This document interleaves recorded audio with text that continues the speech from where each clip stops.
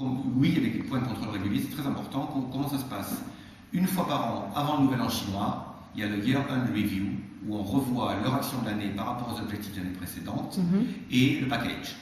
J'ai instauré qu'il y avait une renégociation salariale une fois par an, pas plus. Celui qui me demande une augmentation en septembre, il attend le nouvel an chinois. Un. Et deux, après, ce qui se passe, c'est que les managers, on a des roadmaps trimestriels. En début de chaque trimestre, ils ont des objectifs. Il y a un bonus qui est alloué par rapport à l'atteinte de ces objectifs à la fin du trimestre. Donc on les met sur des circuits trimestriels. D'accord. Et essentiellement. Objectifs écrits, chiffrés, ça dépend de l'activité, et revus. D'accord. Et résultats, ensuite, c'est sous forme financière. D'accord. Alors, quels sont les do's and don'ts pour réussir à manager à distance? Vous en avez dit quelques-uns. Est-ce qu'il y en a d'autres dans les don'ts, par exemple, les choses à ne pas faire?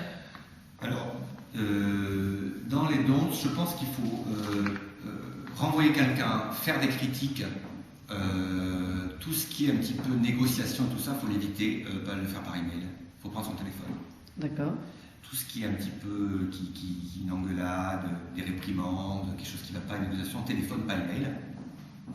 Après, dans les 12, je pense qu'il faut être très très clair. Il faut avoir un style de management lisible. Où est ma stratégie? Où je veux aller? Quels sont les objectifs? Et être très très clair. Après, il y a autre chose qu'il faut faire, et encore peut-être plus que quand on est à côté, c'est répéter. C'est répéter les choses. Répéter, c'est très important. Après aussi, il y a des choses intéressantes dans le management à distance quand on se sépare d'un collaborateur. Quand on se sépare d'un collaborateur, que tout le monde sache pourquoi. Ouais. Et quand on a recruté aussi, ce que je fais, c'est que systématiquement, quand quelqu'un qui est nouveau, il y a un email général avec sa photo, son passé, pourquoi il vient, quels sont ses objectifs, tout le monde est au courant. Donc en fait, même si les gens ne se voient pas, ils savent qui fait quoi, à quelle place, pourquoi et quels sont les objectifs. Ils voient l'entreprise vivre. Mais la lisibilité est très, très importante. Alors, tout est en anglais, nous la langue de l'entreprise c'est l'anglais. Il faut qu'il y ait un anglais, que l'anglais soit correct, de bon niveau.